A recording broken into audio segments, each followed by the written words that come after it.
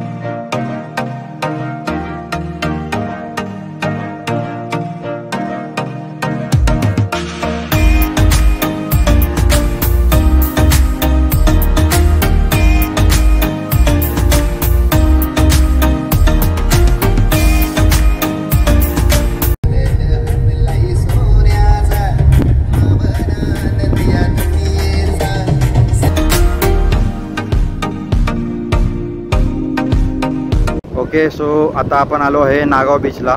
तर आजच्या ट्रिपचे मेंबर्स आहेत आई, पप्पा, दादा, वहिनी आणि आमची छोटी ऋता। तर पनवेलवरून नागावला यायला आम्हाला कमीत कमी 1.5 पावणे 2 तास लागले।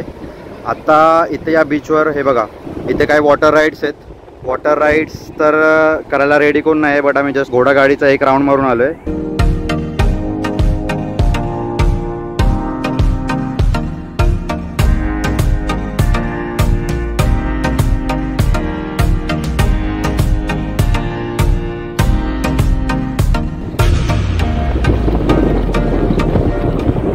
हा आहे ना गुलाबा किल्ला। ओके, किती लांब आहे गुलाबा किल्ला इथनं? किती? 4 किलोमीटर। इथून सरळ नाही जाता येणार? हां,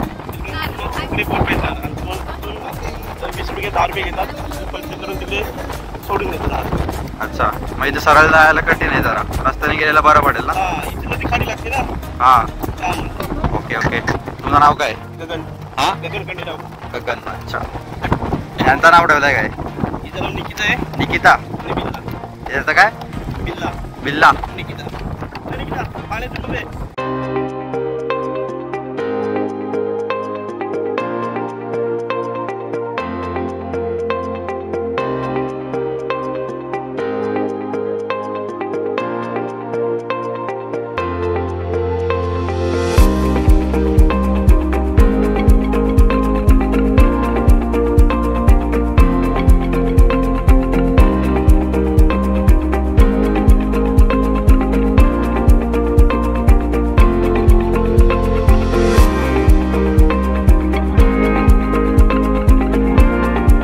पोराला उडवलं गाडीने, 4 व्हीलर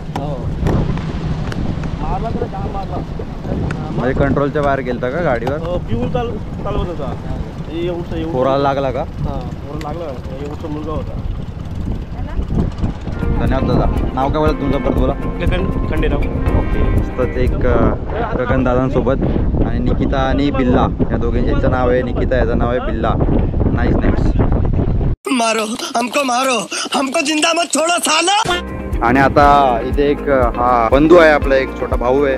तो या मोटो राईड आपण एक करणार आहोत. तर या अगोदर चालवली नाही आहे पण आता चालवायची इच्छा होते. बघूया कसा विषय होतोय. आणि पनवेल टू नागावचा प्रवास एकदम चिल झाला, काय ट्रॅफिक वगैरे नव्हती आणि कमीत कमी टाईममध्ये आम्ही इथे पोहोचलेलो आहे. तर आता बघूया यानंतर पण आम्ही कमीत कमी एक 3 ते 4 लोकेशन्सवर जायला ट्राय करतोय. 3 ते 4 लोकेशन कुठले आहेत अजून काही डिसाइडेड नाही. गो विथ द फ्लो, जे काय रस्त्यात भेटेल, जे काय फेमस असेल त्यानुसार जाऊ आणि पुढे बघूया. नाव काय मित्रा? नकुल पोचणे. ओके या गाडीचं नाव काय? ATV. ठीक आहे आता ATV राईड करतोय. आई रेडी आहेस का? नक्की का? घाबरणार नाही ना? नहीं.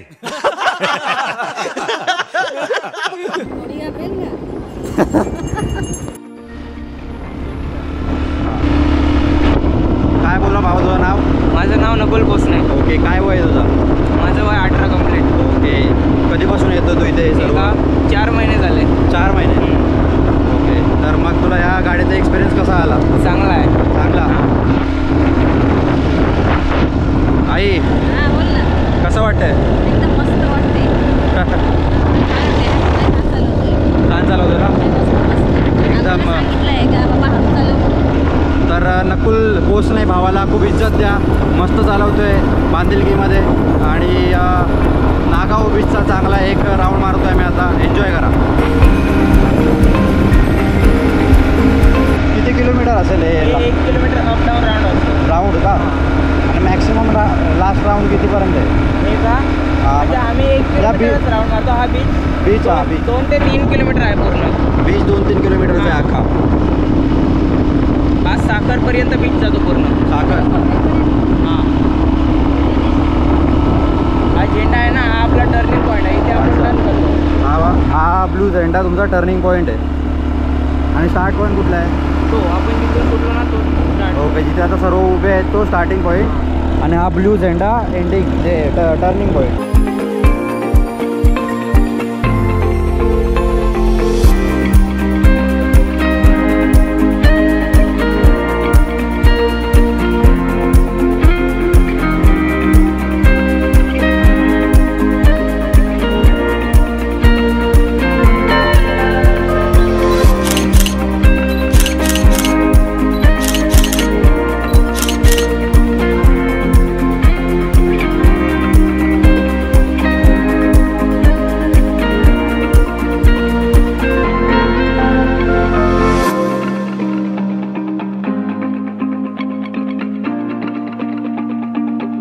ओके तर या लॉकचा नॉलेज पॉईंट आलेला आहे इथे.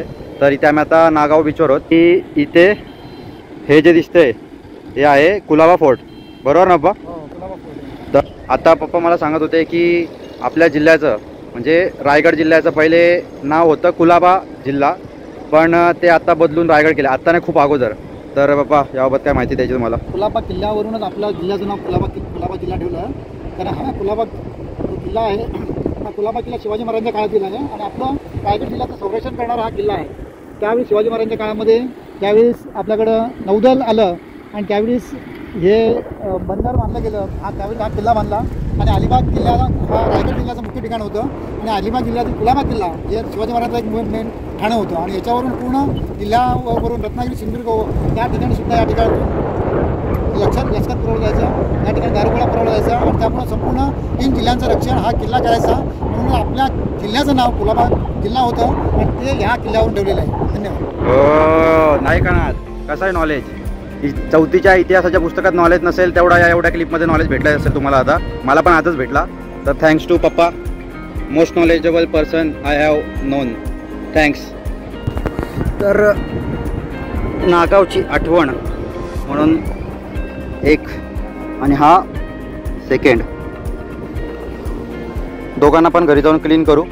क्लीन कारण की सॉल्ट वॉटर किंवा सॉल्टेड आयटम क्लिअर ॲक्वेरियममध्ये राहू नाही शकत. सो प्रॉपर क्लीन करूनच एक आठवण नागाव बीचची म्हणून त्याला सोबत नेऊया, क्लीन करूया आणि आपल्या मिनी ॲक्वेरियममध्ये ॲड करूया. त्या कुठं चाललो आहे आपण पप्पा? बिर्ला मंदिर साला कोर्लाई फोर्ट आणि बिर्ला मंदिर. साळाव. Okay, let's go.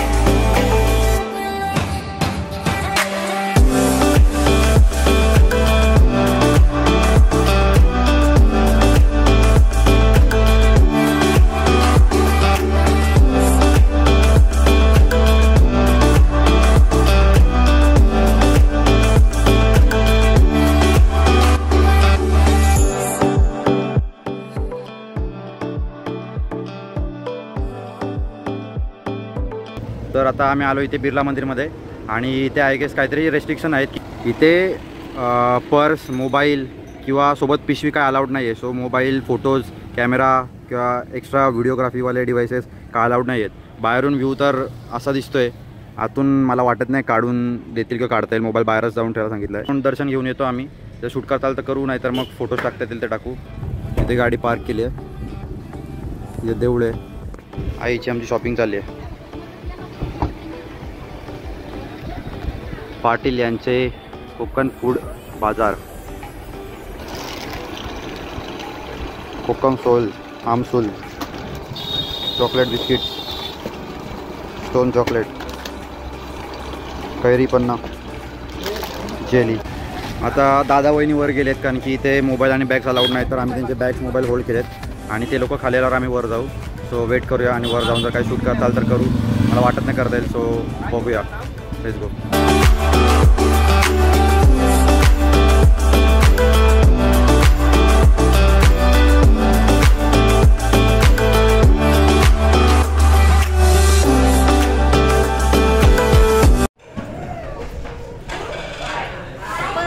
तर आता आम्ही आलो आहे बघत तारचंदला डिनर करायला. नागाव बीच नंतर आम्ही बिर्ला मंदिरला गेलो.